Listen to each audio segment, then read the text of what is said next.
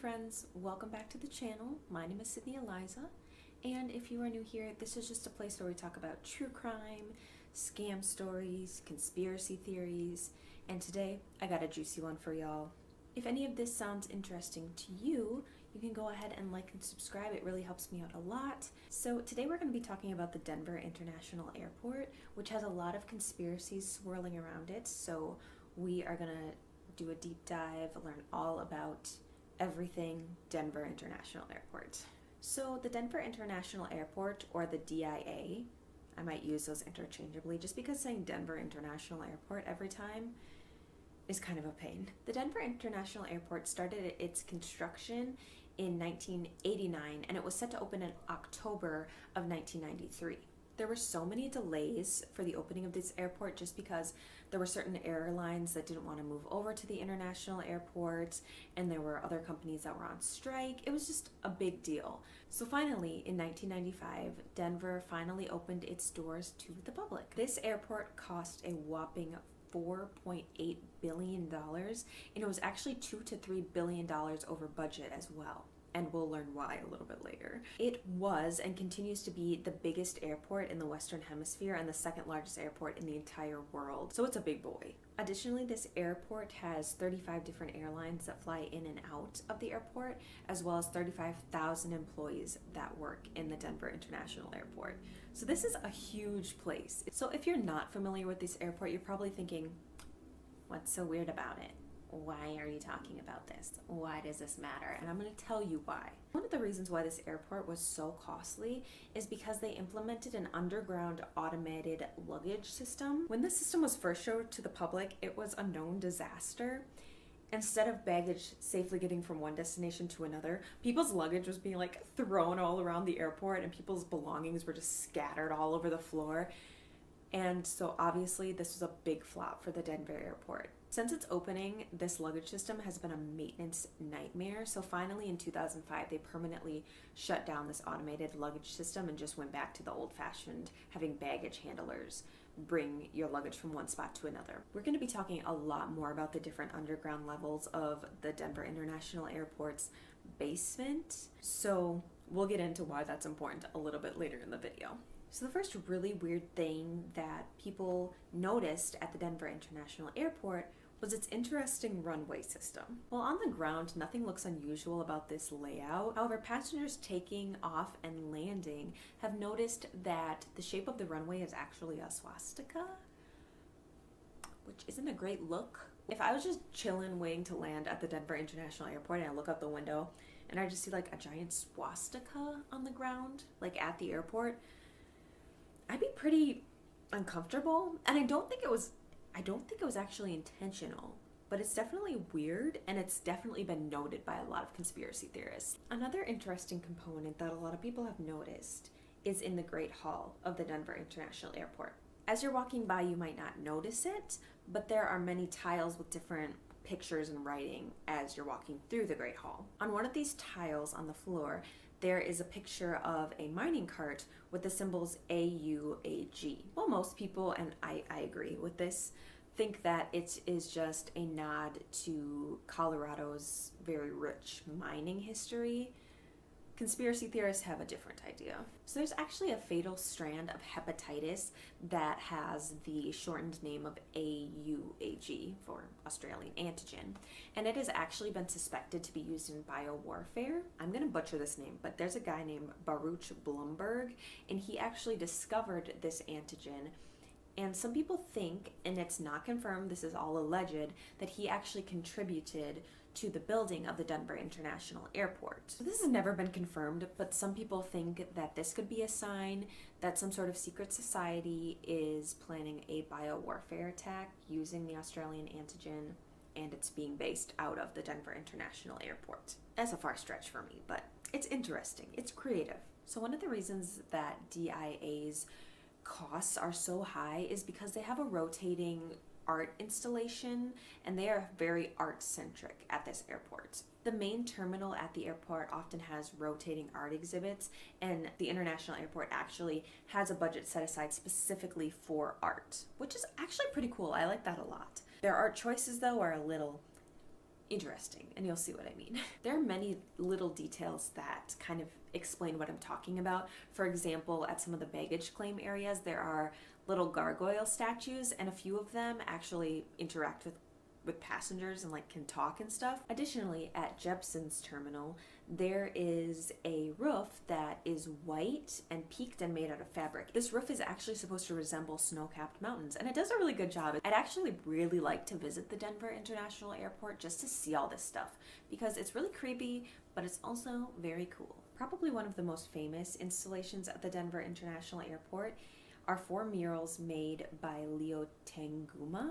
I hope I'm saying that right. So the first one that we're going to talk about is called Children of the World Dream of Peace. The first installation, it shows what appears to be a Nazi soldier. He's carrying a gun in one hand and a sword saber thing in the other, and he's wearing a really creepy gas mask. And he's just like gray. Like everything in this picture is kind of just really dreary. There's a dove in this picture that seems to be getting like poked by the sword as well. And the whole background of this painting appears to be just showing a broken world.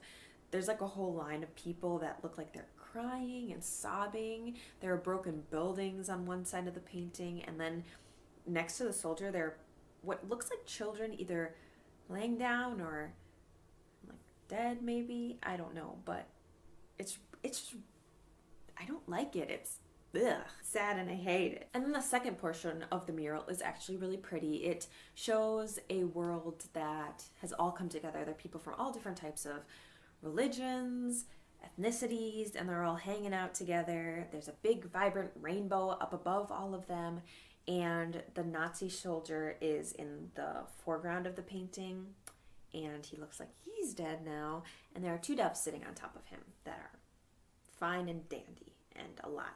The second installation of murals by Leo Tanguma is called Peace and Harmony with Nature. So much like the first part of the first set of murals, there is what looks to be a wooded area that's ablaze. There are people, they're very sad, and they're right next to a bunch of animals that are locked in these glass cages, and it looks like they're animals that are dead. Again, really sad. And then in the second mural, it shows people living in peace and harmony with nature, and there's animals living in the same places the people are, and there's just beautiful nature in the background.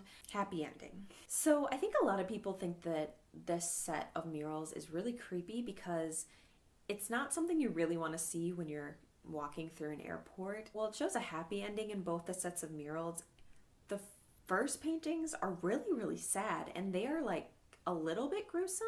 Some people go further than that and say that this shows the upcoming apocalypse and what may be in store for us down the line. Either way, it's not like a great airport vibe. Like, I'm scared of planes. I don't want to be at an airport. And so that would just make me super unsettled, I think, and that's what a lot of other people feel too. So if you know anything about the Denver International Airport, you were probably wondering, when am I going to talk about him? The man, the myth, the legend, Blucifer. So this statue is actually called Blue Mustang, but it's affectionately called Blucifer by a lot of people, and well, if you don't know why, I'll tell you why in a little bit. So just hold your horses. This statue is of a big blue horse. He's made out of fiberglass, and he has neon glowing red eyes. The artist owned a neon shop, and that's why his eyes are glowing in red, but like, really? So I just feel like I had to throw this in here because people always talk about this. The horse is very anatomically correct. Do what you must with that information. I'm just gonna leave it at that. So Blucifer stands at 32 feet, and he is at the entrance of the Denver International Airport. So this is one of the first pieces of art that were commissioned by the Denver International Airport, so he is like an original. The person who created this statue's name was Luis Hernandez. And unfortunately, as he was completing the construction of the Blue Mustang statue, one of the pieces of the horse actually fell on him, and it severed one of his leg arteries, and he unfortunately died. It was kind of sweet though, because Hernandez's family, his children actually, finished the Blue Mustang statue, and they unveiled it in 2008, and it has been there ever since. It's a permanent permanent art installation, which is cool. So people obviously call him Lucifer because of the glowing red eyes, and also he killed his creator. Again, kind of like the murals, I feel like being welcomed by a big blue horse with glowing red eyes is not what I want when I'm going to an airport. I want to be very comforted. I want to know that nothing bad is going to happen to me while I'm at the airport, and it's kind of unsettling. Lucifer, love him, but he's scary. So kind of going back to what we were talking about earlier, there are up to 6 basement levels under the Denver International Airport. There are theories that these tunnels lead everywhere from Denver International Airport to some of the nearby military bases. And although Denver International Airport officials have confirmed that there are only 2 miles of tunnels, people think that that's just a lie and that there's more than that. Officials also stated that there's nothing really exciting or interesting down in the basement levels, that it's mainly just used for transportation to get to one place to another, storage, that kind of thing. But people think that this area could actually be bunkers for some sort of cult. People think either the Illuminati, the Freemasons, or some sort of New World Order. We're going to talk about this later, but some people think that there are secret societies that built the airport specifically as sort of a cover-up for these underground bunkers so that they can stay safe in the case of global warming, an apocalypse, nuclear war. Who knows? A more out there theory is that they're either housing reptilian people or aliens in those bottom levels, and they're just hanging out, living their best lives down there, which kind of makes me want to go down there. So I think that this part of the airport is really, really cool.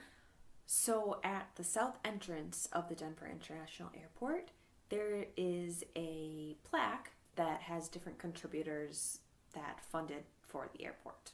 On this carved stone plaque, there's a date that the airport opened, which was March 19th, 1994, as well as a symbol carved into the stone. This symbol is the symbol of the Freemasons. Now, if you don't know that much about the Freemasons, that's okay, because I don't really know much about them either. If you want me to do research and do a video on them, let me know, because I would definitely do that for you guys, because it'd be interesting for me. Additionally, on this plaque, there are the names of 2 different Freemason lodges that are out of Denver, Colorado, that also evidently helped to fund this airport. The strange thing that a lot of people point out is below all the different contributors, it says funded by the New World Airport Commission. A lot of people think that the Freemasons are connected to some sort of New World Order, and that, you know, this is the sign that indeed the Freemasons, the Illuminati, the New World Order, whatever you want to call it, funded this airport for a specific reason. Interestingly enough, the mayor of Denver, Colorado, who actually approved the funding for this airport, thought that it was a great idea, was also coincidentally a Freemason. A lot of conspiracy theorists say that when you add up the dates that are on the plaque, it adds up to the number 33. So why the number 33 is important in this context is because it is the highest perfection and the highest degree of masonry that one person could hold. So people think that this was a subtle message that, yes, the Freemasons are involved in the building of the airport, are involved in some sort of conspiracy happening in the airport or below the airport. What I think is the coolest part about this little plaque is that below it there's actually a time capsule that is set to be opened in 2094. So if I'm still kicking it, you better believe I'm gonna be there to see that time capsule open. So obviously a lot of conspiracies swirl around this plaque and the airport in general because the Freemasons are indeed involved. It's in frickin' stone that they, helped fund this airport. And whether that's an innocent thing or some sort of conspiracy thing, we'll never know.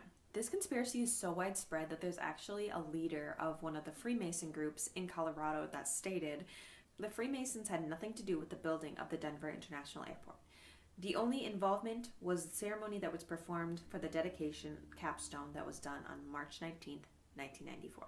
So I think it's safe to say that the Freemasons aren't exactly liking the connection between a conspiracy theory and their organization. but it is a little bit weird when you think about all the different conspiracies that we talked about today. In the past couple years, the Denver International Airport has actually kind of embraced this weird side that people see in them, and they have a lot of posters and advertisements just talking about the different conspiracy theories and how they can debunk them, that sort of thing. The Denver International Airport is actually working on a giant renovation right now that started in 2021.